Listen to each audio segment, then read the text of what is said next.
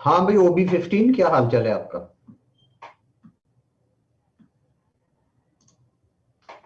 अस्सलाम वालेकुम। वालेकुम सलाम।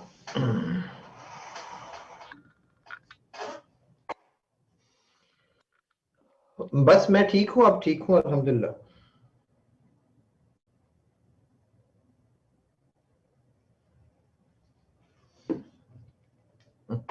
अब ठीक हूँ, शुक्र अल्लाह का।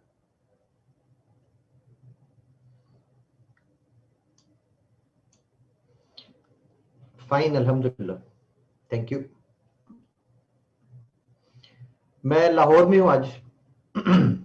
और थैंक यू।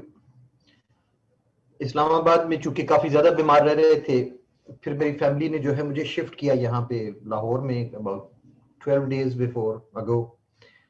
पहले हॉस्पिटल रहा मैं कोई 4-5 दिन। उस दौरान फिर इंजेक्शंस और वो ड्रिप्स वगैरह सारा कुछ वो लगाते हैं, उससे ये कि बुखार ठीक हो गया। और अब घर का खाना, बेड रेस्ट, आराम, और उसकी वजह से फिर ये कि बंदा रिकवर जल्दी करता है, शुक्र अल्लाह का। तो बस आपके सामने ठीक हो गए। Although I have grown quite weak, I have lost something like 5 kg, जो काफी अरसे से मैं वजन कम करने की कोशिश कर रहा था और नहीं था हो रहा, तो अब हो गया वो। अल्हम्दुलिल्लाह। Thank you very much. नहीं, अब ठीक है, अब शुक्र अल्लाह।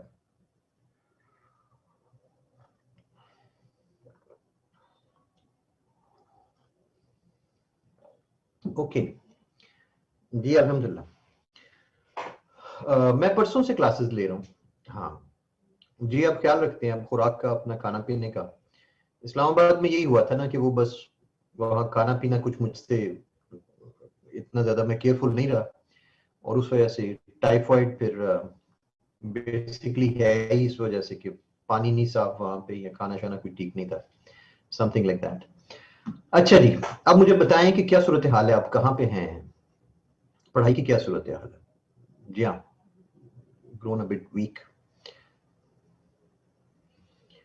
कोहेजन एंड कोहेरेंस पढ़ रहे थे? अच्छा। हम्म। हमने कोहेजन शुरू की थी, ओह आई रिमेम्बर नाउ। अच्छा अच्छा, आपकी क्लास मैंने इनकम्प्लीट छोड़ दी थी उस दिन। हमने स्टार्ट की थी, और कोहेजन हमने पढ़ना शुरू की थी, और I taught for about hardly 30 minutes, और उसके बाद आई कुड नॉट कंटिन्यू। ऐसे ही है ना? हाँ, आई रिमेम्बर नाउ। इसका मतलब ये है कि कोहेजन हमने शुरू कर ली थी, और वो कंपोनेंट्स और इंग्रेडिएंट्स वाला जो था, वो डिस्कशन हमने कर ली थी उसकी। ठीक है, और थोड़ी सी डिस्कशन उसके ऊपर। ओके, हम वहीं से कंटिन्यू करते हैं और आगे चलते हैं आज।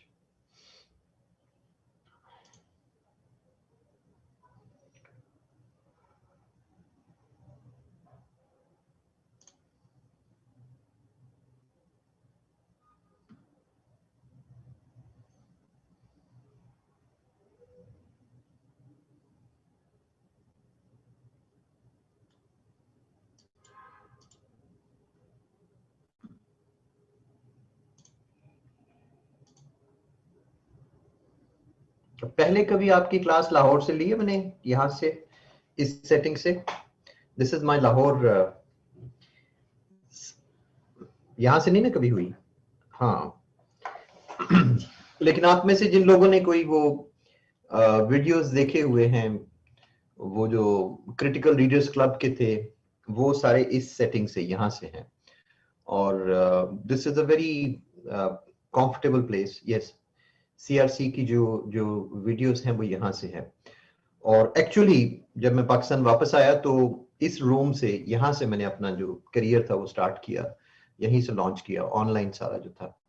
और अब जब मैं, अभी थोड़े दिन पहले जब कंप्यूटर वगैरह दोबारा सेट किया यहाँ, तो मैं देख रहा था ये वॉल पे मेरी जो चिट्स वगैरह लगी हुई हैं। अब my daughter uses this office, तो वो सारी अभी तक उन्होंने वो रहने दी है सारी। और मेरी लाइफ का जो सबसे बड़ा मसला है, जो मेरे अंदर सबसे कम है, कंसिस्टेंसी। तो this time when I came back to Pakistan in 2017 November, मुझे पूरा 3 साल हो गया। और तो ये मैंने जो था वो दीवार अब लिख के लगाया था अपने सामने, कंसिस्टेंसी, कि आरिफ साहब अब आपने कंसिस्टेंट रहना है इसलिए कि मैं चेंजेस बहुत ज्यादा करता हूँ। 2 साल, 3 साल, 4 साल से ज्यादा मैं एक मुल्क में नहीं टिकता, एक जॉब पे नहीं टिकता। I keep on changing, I keep on improving, and I keep on doing new things, always challenging myself. I'm in Lahore. I was abroad na? For 18 years I was abroad.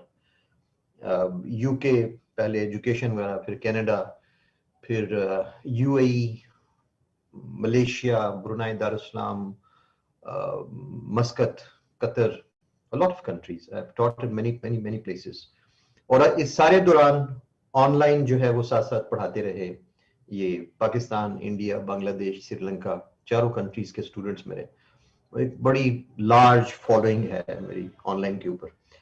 तो यहाँ इस room से मैंने जो था वो दोबारा पाकिस्तान में जो था वो यहाँ से कामकाज दोबारा शुरू किया, एंड ग्रेजुअली फिर फैलते फैलते जो था वो काफी ज्यादा। तो यहाँ जब भी ये बैठता हूँ तो मुझे वो महसूस होता है, वो पहले वाली चीज जो है सारी।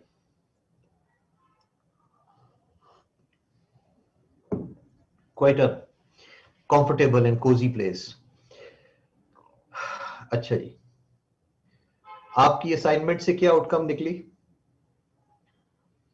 असाइनमेंट से देखो ना, assignment becomes your own responsibility. Umar Shahzad, आप लोग वहां पे एलएमएस के ऊपर अपलोड कर रहे हैं, क्या कर रहे हैं? हाँ, मैं आजकल चेक नहीं कर सका ना, मैं पिछले 10-12 दिन से टोटल आउट ऑफ टच था हर चीज से। और अच्छा, ये जकरिया कह रहा है कि दे वर चेक यस्टरडे। नहीं, रिमार्क्स, वो मार्क्स होते हैं उसके साथ। जकरिया, मार्क्स भी मिले हैं साथ? सिद्रा, मार्क्स एक्चुअली किसी और जगह पे होते हैं, मार्क्स के बगैर तो चेकिंग होती नहीं है। मार्क्स सबको मिल रहे हैं, नहीं कमेंट्स नहीं, साथ मार्क्स भी होंगे, और वो आपको असल में नजर नहीं आ रहे। जरा चेक करें जरा,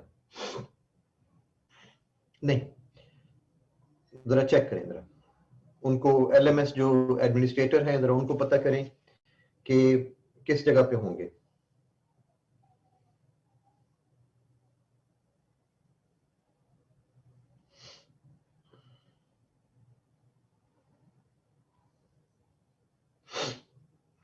अच्छा, एलएमएस प्रॉपर नहीं चल रहा, ओके।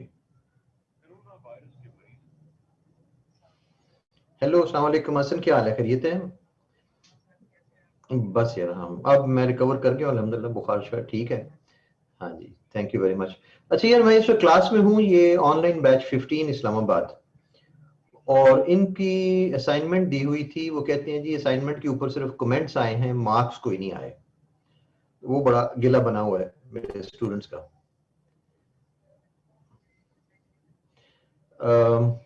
आप लोग बताएंगे अपना, मुबशर जावेद, ये असाइनमेंट कौन सी थी आपकी, इसका क्या नंबर क्या है?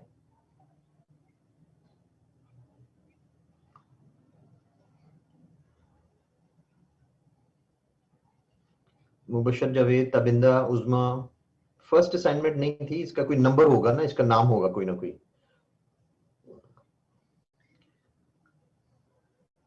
नौरीन, अच्छा उनकी पेंडिंग लिखा आ रहा है। अनम रहमान, महीन चीमा, अपनी असाइनमेंट का नंबर मुझे बताएं आप। थर्ड असाइनमेंट नहीं होता यार कोई भी चीज तो, सीख मैं जो आपसे पूछ रहा हूँ ना, ऐसे 1 है, ऐसे 2 है, ऐसे 3 है, इस तरह की कोई चीज है।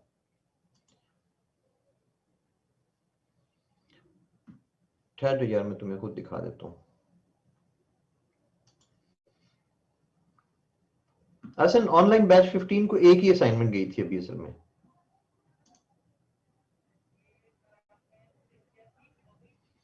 हाँ जी, हाँ जी, आपको भी शेयर की थी। और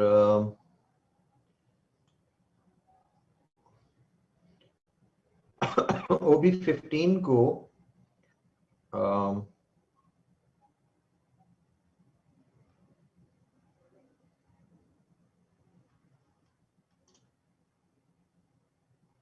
ये मैंने आपको ना वो स्निप भी बना के भेजी थी इसकी।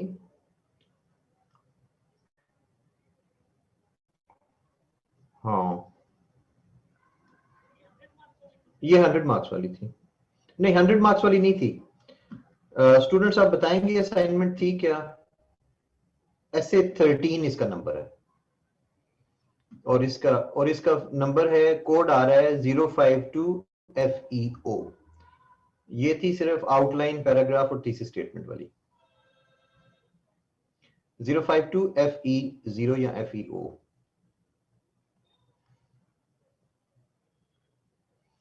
ये सब लोग अलग अलग कोड भेज रहे हैं। नहीं, मैं तुम्हें बताता हूँ, ये असेसमेंट में शायद उन्होंने डाल दिया। नहीं, मैं तुम्हें दिखा देता हूँ, मेरा ये ऐसे 13 है ये। जी हाँ, ये आ गई मेरे सामने। इसकी इशू डेट थी 3 नवंबर और ड्यू डेट थी 7 नवंबर। ऐसे 13 हाँ जी। ये किसने चेक किसने किए? और इसके मार्क्स नहीं आए। अभी हो रही है ना, कुछ लोगों को कमेंट्स आ रहे हैं, मिल रहे हैं। किसको मिली, किसको ये? हाँ, मार्क्स क्यों नहीं आ रहे? टेम्पलेट नहीं बनी अभी तक। ये 25 मार्क्स की थी। कंटेंट के 10, लैंग्वेज 5, रेलेवेंस 5 और स्ट्रक्चर 5।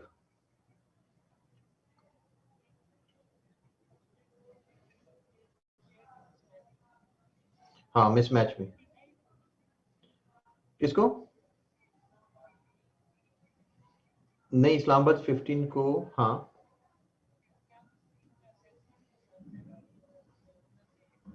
ओ आई सी असेसमेंट में डाली है, फिर उन्होंने LMS, ये LMS पे अपलोड हुई नहीं सिरे से, ऐड ही नहीं है। अच्छा चलो ठीक है, मैं फिर अब इनको नई वाली दूंगा एक।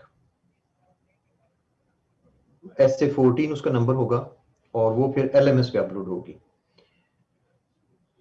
चले ठीक है, right, thank you. Okay, thank you. वही ना, मैं बीमार हो गया ना, तो उसके बाद फिर वो प्रॉपरली उसको फॉलो अप भी नहीं कर सके। नहीं, ये LMS पे अपलोड नहीं हो रही, या ये आप लोग असेसमेंट में भेज रहे हैं।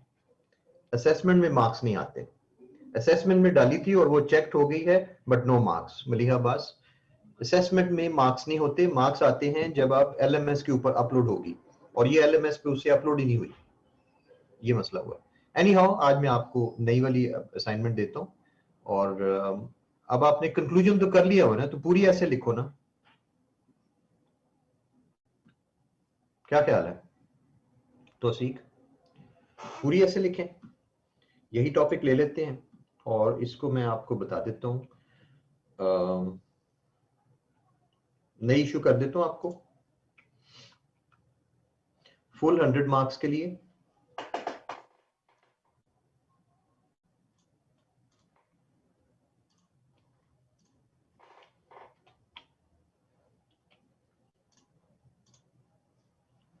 ये देखिएगा जरा, ये अब आपकी असाइनमेंट जो है उसका नंबर 14 है। ये बोला करो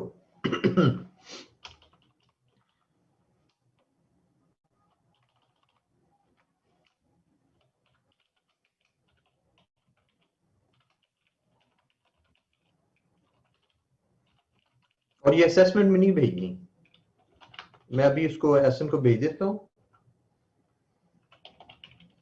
ये 100 मार्क्स का फुल इसका होगा, टेम्पलेट लगेगी इसके साथ।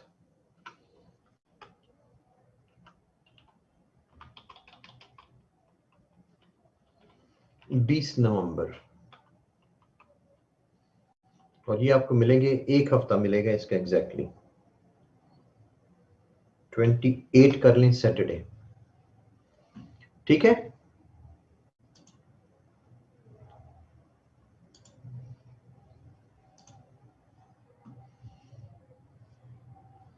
जकरिया कहते हैं हमने कंक्लूजन नहीं किया,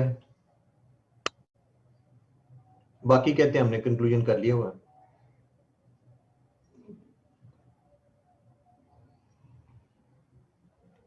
तो आज कर लेते हैं ना, आज कर लेते हैं। आज पहले मैं आपको कंक्लूजन पढ़ा देता हूँ। वो सिद्रा कहती है हमने कंक्लूजन लिखा था, ये क्या चक्कर है भाई? अच्छा चले, आज नंबर 6 में कंक्लूजन होता है, ये मैं आपको कर देता हूं आज। ओके, कंक्लूजन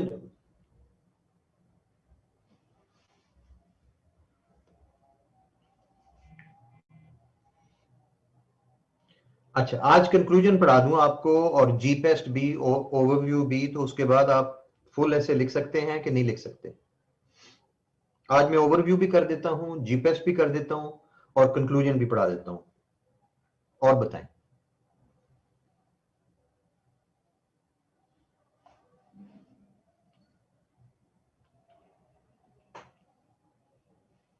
जी, सिंगल पैराग्राफ ही होता है कंक्लूड करने का, है ना रफीक? मैं दोबारा पढ़ा देता हूं आज उसको, बस एक पैराग्राफ होता है कंक्लूजन का, उसमें और कंक्लूजन में क्या लिखना होता है मैं कर देता हूं आज दोबारा, ठीक है? ओके, ये आपको असाइनमेंट आज इशू हो गई है। मैं अभी इसकी स्निप जो है वो आपको व्हाट्सएप में भी डाल देता हूं, और ये अभी एलएमएस पे अपलोड हो जाती है। लास्ट डेट देख लें, ये बड़ा मसला है आप लोगों का कि लास्ट डेट पे मुझे नहीं भेजनी, ये याद रखो। काफी सारे लोग मुझे भेजने लग जाते हैं, मैं रिसीव करके उसका कुछ नहीं कर सकता, ना मैंने चेक करनी है, ना मैं उसको आगे भेज सकता हूं। काफी सारे लोग आखिर में कहते हैं कि अपलोड नहीं हो रही, और सर हम आपको भेज देते हैं। मुझे भेजने का कोई फायदा नहीं।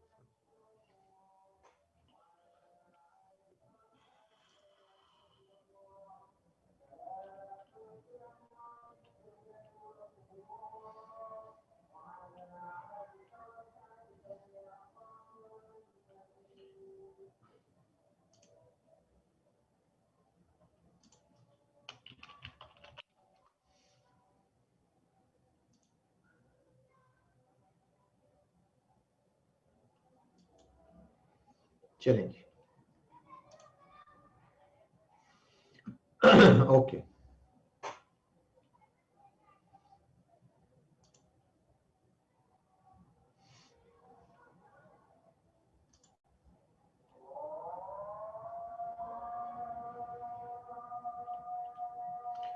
ऑलराइट, चलें जरा हम जरा कोहिजन पूरा कर लें, उसके बाद मैं कंक्लूजन, ओवरव्यू, जी पेस्ट, आज सारा कुछ करके जाना है हमने, जल्दी जल्दी कर लें।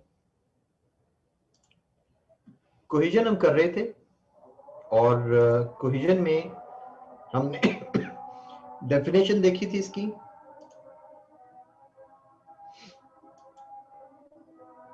और two types of cohesion. Grammatical cohesion मैंने स्टार्ट कर ली थी उस दिन के नहीं अभी?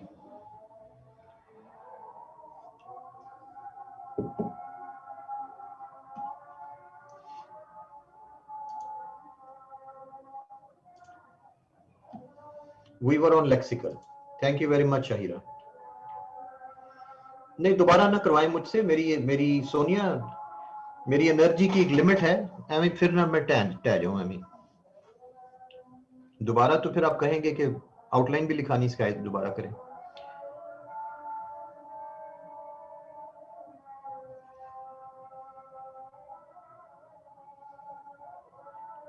जी उमर शहजाद, मैंने आपको बताया कि मैं एलएमएस के ऊपर आपकी असाइनमेंट मैं चेक नहीं करता, हमारी पूरी टीम है चेक करने वालों की, और वो चेक करते हैं।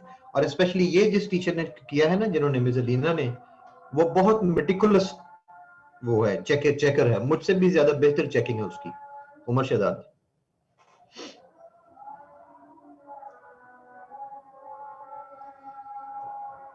क्लियर हो गया?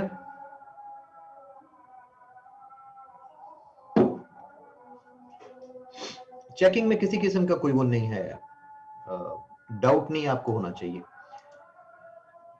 ओके, लेक्सिकल कोहेजन की हम बात कर रहे थे, और मैंने जिक्र किया था कि किस तरीके से जो लेक्सिकल कोहेजन है, ये बेसिकली वर्ड्स की, और इनको हम कोहेसिव टाइज प्रोनाउंस जो हैं वो नाउन्स के साथ मैच करने चाहिए, और जो दूसरे रेफरेंट्स होते हैं like this, that, these, those, whose वगैरह, ये सब मैच करने चाहिए आपस में, जो आपका जो टेक्स्ट है। और जिसका मतलब ये है कि फिक्रे के शुरू में बिल्कुल दिस फॉर एग्जांपल नहीं लगाया जा सकता, या दीज या दोज नहीं, क्योंकि आप सेंटेंस के अंदर कोई नाउन्स का जिक्र करेंगे तो उनके लिए प्रोनाउंस का या ये कोहेसिव टाइज का जो है वो जिक्र होगा ना, रेफरेंट्स जो है वो आएंगे। For example, a survey shows that most Nobel scientists have more than 2000 citations of their research papers. A survey shows that यहाँ पे कोऑर्डिनेटिंग कंजंक्शन के तौर पे यूज हुआ है, जिसने दो क्लॉजेस को आपस में ज्वाइन करा रहा है। ए सर्वे शोज, और दूसरा most Nobel scientist have more than 2000 of their. अब देयर हम शुरू में वैसे नहीं थे जिक्र कर सकते, पहले नोबेल साइंटिस्ट आया लफ्ज, और उसके बाद जो है वो देयर उसके लिए यूज हुआ। दिस प्रूव्स दैट, दिस क्या यानी पीछे सारी जो बात हुई है उसको हम रेफर कर रहे हैं दिस के तौर पे। This proves that it is difficult, और दैट यहाँ पे दोबारा जो है वो कोऑर्डिनेटिंग कंजंक्शन के तौर पे। It is difficult for scientists to get a Nobel prize without getting enough citations. Although these scientists, अब यहां देखें दोबारा जिक्र, दीज कौन है, वही जिनका पहले जिक्र हुआ है नोबेल। तो ये कोहिजन है, बेसिकली लेक्सिकल कोहिजन। किस तरह वर्ड्स जो हैं सारे पैराग्राफ के अंदर वो एक दूसरे की तरफ रेफर करते हैं, इशारा करते हैं, और उनके अंदर हम कोई गलती भी नहीं करते कि ये देयर और दीज, हालांकि जनरल वर्ड्स हैं, लेकिन इस पैसेज के मुताबिक हम बार बार नोबेल साइंटिस्ट के लिए ही ये वर्ड्स यूज कर रहे हैं। These scientists do not try to get citations consciously. This fact, कौन सा फैक्ट, ये जो पहले सेंटेंस में जो बात हुई है उसके लिए दोबारा दिस का वर्ड यूज किया गया है, पहले भी this proves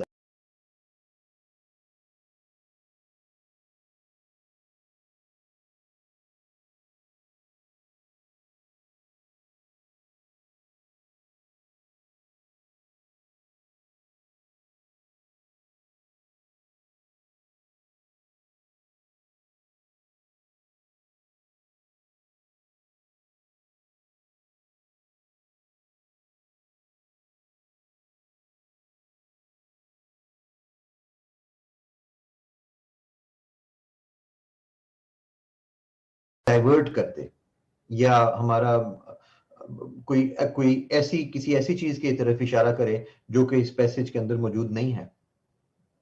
all the passage, the whole passage is very well fitted with each other, और नेचुरली जो है वो चलता है ये सारा।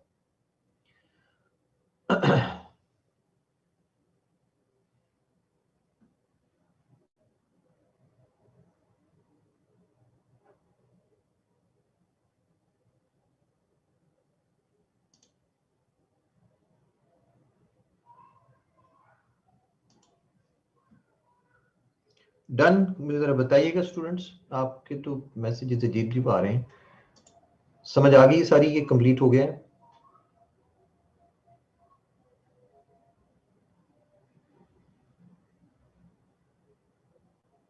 Okay, so this is cohesion, ठीक है। Limits of repetition, limits of repetition Sabrina Gulzai, ये आप उतना ही रिपीट कर सकते हैं, एक जिसका क्या कहें, किसी भी, फॉर एग्जांपल ये दिस, दैट, दीज, दोज जो हैं, इनकी एक खास लिमिट होती है जहां तक ये अपना मीनिंग अदा कर सकते हैं। और ये अब राइटर का काम होता है कि टेक्स्ट के अंदर वो इतना ज्यादा उसको एक्सटेंड ना कर जाए, ये कोहेसिव टाइज को इतनी दूर तक ना ले जाए कि वो पिछले और ज्यादा नाउन्स के अंदर समझ ही ना आए कि ये किसको रेफर कर रहे हैं। तो ये प्योरली राइटर के ऊपर डिपेंड करता है कि वो टेक्स्ट के अंदर क्लैरिटी के लिए कहीं ज्यादा उसको एक्सटेंड तो नहीं करता जा रहा।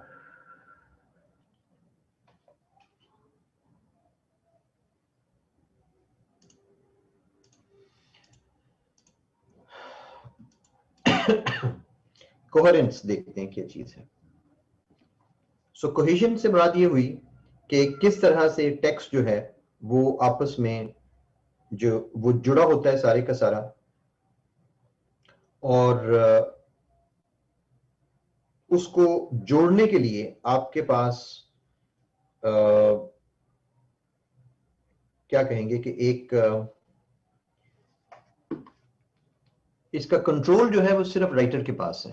लेक्सिकल कोहेजन और ग्रामेटिकल कोहेजन, और अगर कोहेसिव नहीं है आपका टेक्स्ट, अगर आपस में उसके ये रेफरेंस और ये सारी चीजें और ग्रामर उसकी आपस में मैच नहीं कर रही, तो obviously it is going to be meaningless. Let's look at coherence. बाद में फिर एग्जांपल्स के थ्रू इन दोनों कॉन्सेप्ट्स को I would exemplify them. Coherence, अब जरा कोहेजन जहां सेंटेंसेस के अंदर पाई जाती है, कोहेरेंस जो है वो पूरे पैराग्राफ के अंदर होगी, सेंटेंसेस के आपस में कोहेरेंस होगी, और फिर intra paragraph and inter paragraph coherence, ऐसे के अंदर ये बहुत स्पेशल क्वालिटी होती है किसी भी टेक्स्ट की, the quality of being logical and consistent. Another definition is the situation when the parts of something fit together in a natural or reasonable way. और कोहेरेंस का बेसिक जो पर्पस है, और ये चूंकि मैं आपको शुरू से कहता आ रहा हूं कि कोहेरेंस जो है वो एसे के अंदर बहुत इंपॉर्टेंट होती है, और इसके खास नंबर भी हैं सेपरेटली, और कोहेरेंस हमारे स्टूडेंट्स बहुत ज्यादा मिस करते हैं एसे के अंदर। तो कोहेरेंस से हमारी मुराद क्या है? कोहेरेंस से मुराद ये है कि किस तरीके से आपके आइडियाज जो हैं वो लॉजिकली और कंसिस्टेंटली आगे बढ़ रहे हैं। ऐसा तो नहीं है कि आपका कोई आइडिया जो है वो किसी और तरफ जा रहा है, कोई पैराग्राफ किसी और तरफ जा रहा है, सेंटेंसेस पैराग्राफ के अंदर आपस में मैच नहीं कर रहे, and things like that. For example, in order to make sense to us, discourse must be both cohesive and coherent. कोई भी टेक्स्ट जो है वो, डिस्कोर्स से मुराद यहां हम टेक्स्ट लेंगे। मसलन एग्जांपल देखें, a week has 7 days, every day I feed my cat, cats have 4 legs, my leg hurts, hurts is a verb। अब जहां तक इसकी कोहेजन का ताल्लुक है, this sequence is highly cohesive, cohesion बहुत है इसके अंदर, as each sentence is connected to the previous one at the level of discourse, लेकिन कोहेरेंट नहीं है। मसलन देखें, कोहेजन देखें कितनी जबरदस्त है। ए वीक, पहले हम देखते हैं ग्रामेटिकल कोहेजन। ग्रामेटिकल यानी has 7 days present tense, every day I feed present tense, cats have present tense, my leg hurts present tense, hurts is present tense। so grammatical cohesion तो है। lexical cohesion देखते हैं कि क्या words आपस में connected हैं ये सारे sentences। a week has 7 days, days, every day I feed my cat, cat, cats have 4 legs, legs, my leg hurts, hurts, hurts is a verb। so सारे words भी आपस में connected हैं, you see। सो कोहेजन आपके text में इसके अंदर पूरी तरह मौजूद है, but there is no coherence because no plausible connections can be made outside the text. कोई इसका आपस में मीनिंग ही कोई नहीं बनता इस पूरे का, बावजूद ये कि कोहेजन मौजूद है, जिसका मतलब ये हुआ कि टेक्स्ट का सिर्फ कोहेसिव होना काफी नहीं है, उसका कोहेरेंट होना भी जरूरी होता है। For example, Liverpool shot a goal, the whistle blew। अब the sequence is not cohesive since no clear connections are made at the level of discourse। दोनों independent sentences हैं, Liverpool shot a goal, the whistle blew, दोनों के दरमियान आपस में कोई ताल्लुक नजर नहीं आ रहा हमें जहां तक कोहेजन का ताल्लुक है, but the sequence is coherent। उसमें सीक्वेंस भी है, उसमें लॉजिक भी है, और उसके अंदर मीनिंग भी मौजूद है। मसलन क्या, इसलिए कि हम थोड़ा सा बैकग्राउंड नॉलेज के साथ इसको पूरा कॉन्टेक्स्ट इसका बना सकते हैं। लिवरपूल क्या है? Liverpool is a soccer club, shot a goal, so Liverpool की जो टीम है उसने एक गोल किया, shot verb second form, the whistle blue, blue second form. तो ग्रामेटिकल कोहेजन तो मौजूद है लेकिन लेक्सिकल कोहेजन मौजूद नहीं है। और अब लिवरपूल शॉट अ गोल, अब गोल यानी अब लिवरपूल अगर सॉकर क्लब है तो दैट मीन्स कि वो सॉकर खेल रहे हैं, मैच हो रहा है, गोल हुआ है, और गोल के बाद क्या होता है, विसल बजती है, तो फिर वो भी चीज हमारे सामने जो है इसके अंदर मौजूद है। So the sequence is coherent, logically बिल्कुल ठीक चल रहा है, गोल हुआ है, उसके बाद विसल बजी, सो कोहेरेंस मौजूद है, लेकिन कोहेसिव नहीं है। तो इसका मतलब ये हुआ कि हमें टेक्स्ट के लिए कोहेजन भी चाहिए और कोहेरेंस भी चाहिए। Let's look at another one. When faced with any stretch of text, we expect it to be sufficiently cohesive and coherent. If some connections are missing, we will make an effort to establish them on our own. ये जरा इसका sequence जरा बनाने की कोशिश करें, इस try to reconstitute the original sequence. इसका मुझे 1 2 3 4 5 मुझे sentences arrange करके जरा बताएं please.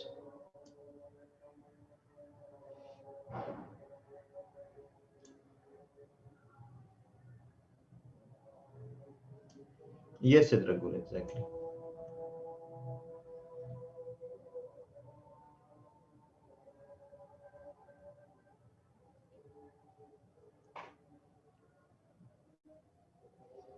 Ji 4 2 3 5 1।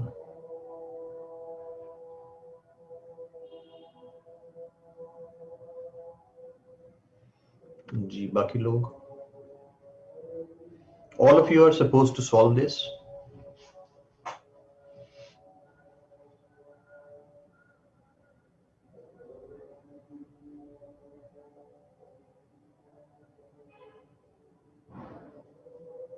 Four two 3 5 1। 4 3 2।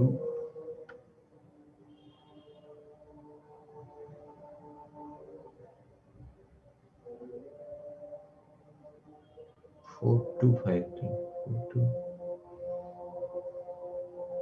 Amreen 4 नहीं डाला तुमने इसमें ना?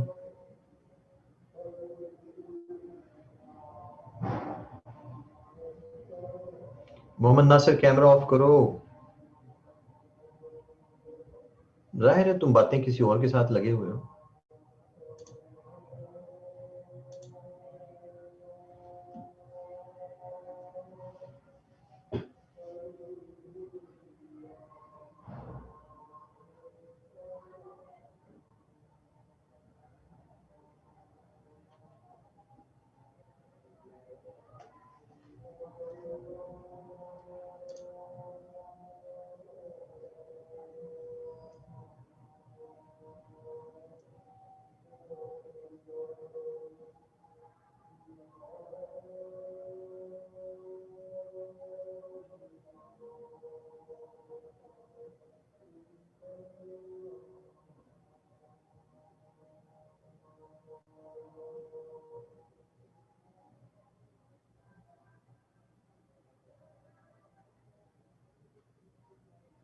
Four two three one five. Three से तो देखो ना, थ्री से क्यों नहीं शुरू हो सकता? मैंने बड़ा क्लियरली बताया Usman Abbas. Mark had told him. Abbas, ये हिम कौन है भाई? सेंटेंस नंबर 1 में तो हिम नहीं आ सकता ना। मैंने बताया भी है, पढ़ा भी है, फिर भी बस वो सेम गलती टोक देती थी बस। 3 से सेंटेंस स्टार्ट हो सकता है। अनम जुबैरी, आपने भी 3 से स्टार्ट किया हो, 3 से कैसे हो सकता है? मार्क हैड टोल्ड हिम, कौन है हिम? कौन है भाई? मैंने पढ़ाया तो उसको कुछ इस्तेमाल भी करें ना जरा। हाँ, तो जॉन का जिक्र आया किन सा? पहले जॉन का नाम आएगा तो फिर हिम आएगा ना, शुरू में तो हिम नहीं आ सकता।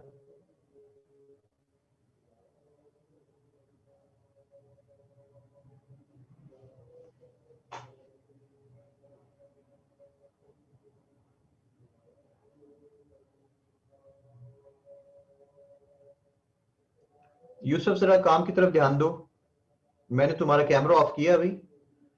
मोहम्मद यूसुफ, और तुम बातें लगे हुए थे किसी और के साथ।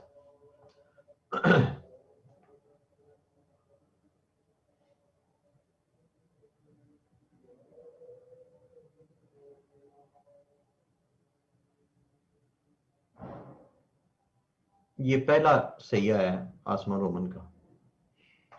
42531। John looked out of the window. Tabinda. John looked out of the window. He thought he saw a shape in the bushes. Could it be a fox?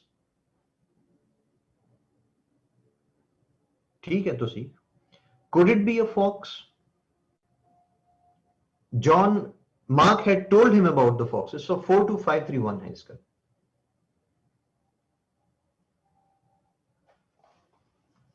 देखें जरा। The original sequence is John looked out of the window. जो first sentence होता है वो तो हमेशा independent होता है। He, कौन? John thought he saw क्या है? Looking out, a shape in the bushes. अच्छा। Could it, क्या it किसको रेफर कर रहा है? Shape को, be a fox. Mark had told him, किसको? John को, about the foxes.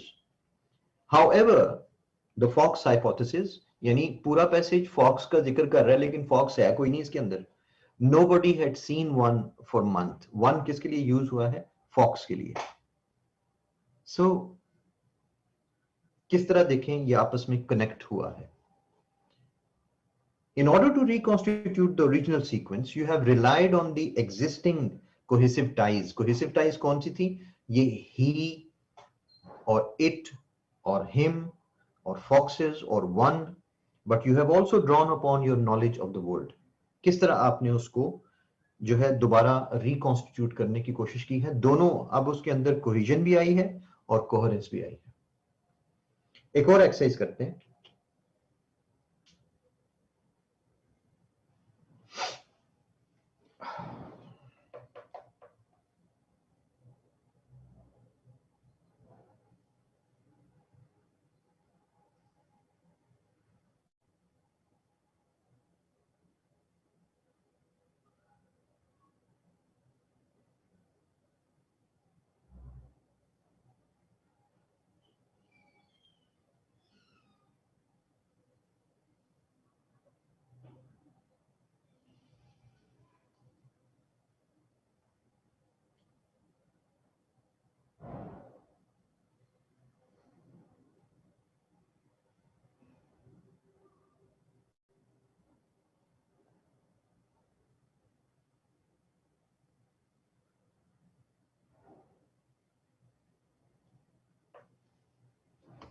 जी क्या लगता है?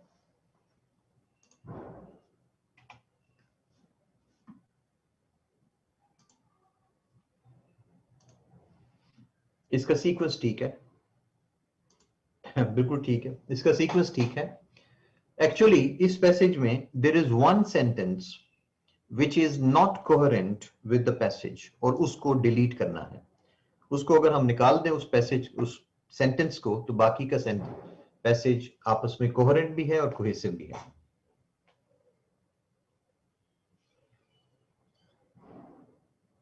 थ्री 5 6 5 3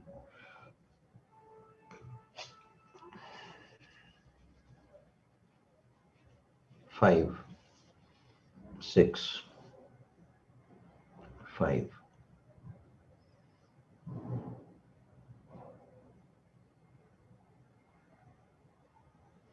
एक एक मोइज तुमने दो कर दी हैं।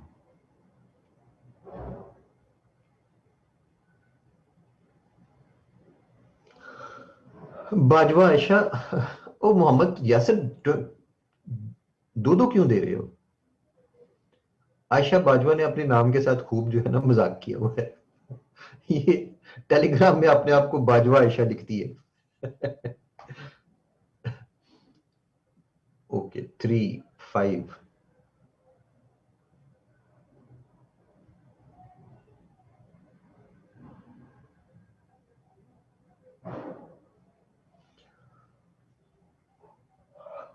उस्मान अरशद, ये आप कहां से आ गए हैं? ऑनलाइन 10 वाले कहां से आ गए? आयशा बाजवा, टेलीग्राम नहीं है तुम्हारा? क्या है वो? फिर व्हाट्सएप है या ग्रुप के अंदर लिखती हो? क्या करती हो?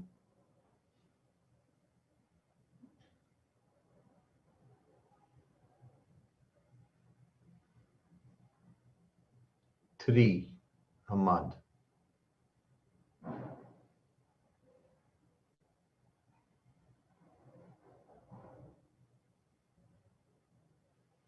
ओके आयशा, ओके ओके, फिर में भी मुझे गलती लग रही है, शायद कोई और है वो।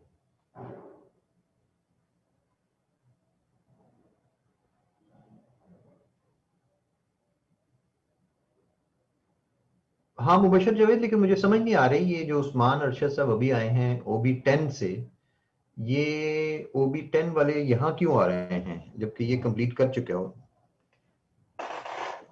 उस साइड।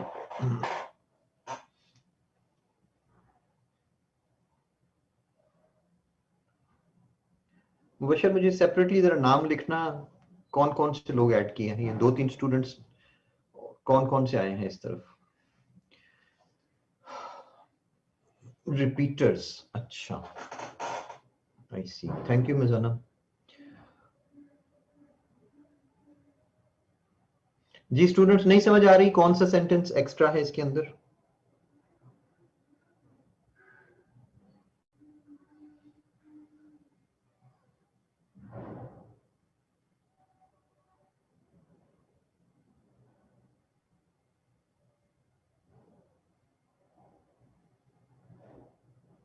अच्छा जी, let's analyse this, let's try to analyse this. अब ये वो सॉरी, उन्होंने सिरे से टॉपिक सेंटेंस ही जीनिया ने और उजमा शौकत ने टॉपिक सेंटेंस ही गलत बना दिया। ये पैराग्राफ एक बहुत अच्छा, this is a good example of the academic paragraph. Its first sentence is the topic sentence. Let's try to analyze this. It is a fact that capital punishment is not a deterrent to crime. So जो आपका topic sentence है उसने scope set कर दिया कि हम बात करेंगे कैपिटल पनिशमेंट पे और not a deterrent to crime. This is our topic for this paragraph and we should not get out of this. Sentence number 2 अपने सेंटेंस 1 को बड़े अच्छे तरीके से एक्सप्लेन भी कर रहा है और उसकी रीजन भी दे रहा है, स्टेटिस्टिक्स दे रहा है कि statistics show that in states with capital punishment murder rates are the same or almost the same as in states without capital punishment. So not a deterrent to crime because the rates of murder are almost the same in both types of the states. So it's a very good reasonable explanatory sentence. Number 3, it is also true that it is more expensive to put a person on death row than in life imprisonment because of the cost of maximum security. Now, this is talking about expensive or cost of maximum security. भाई हम बात कर रहे हैं capital punishment deterrent to crime की, तो ये coherent ना रहा. नंबर 3 जो सेंटेंस है ये तो कोहेरेंट नहीं है, ये तो एक्सपेंसिव और कॉस्ट, ये इकोनॉमी का जिक्र कर रहा है. नंबर 4, सो नंबर 3 हमारा सेंटेंस जो है वो यहाँ पे कोहेरेंट नहीं है.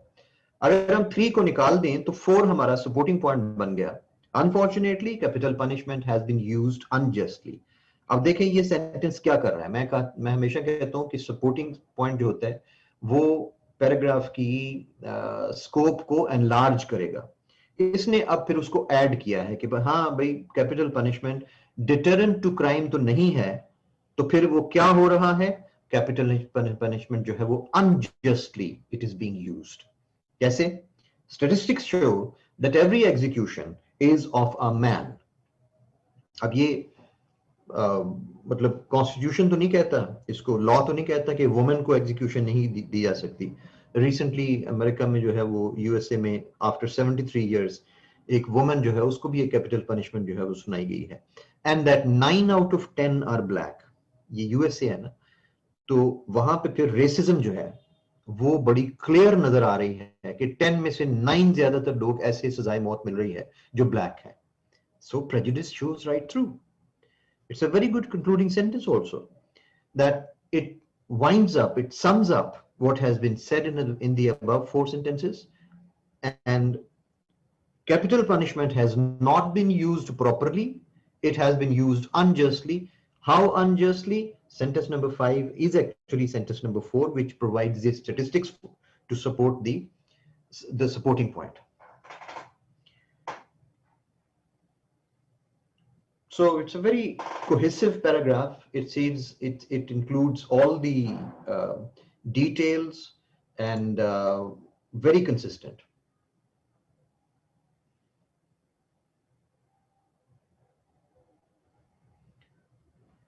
Okay, Hamza Tahir, welcome. Thank you very much.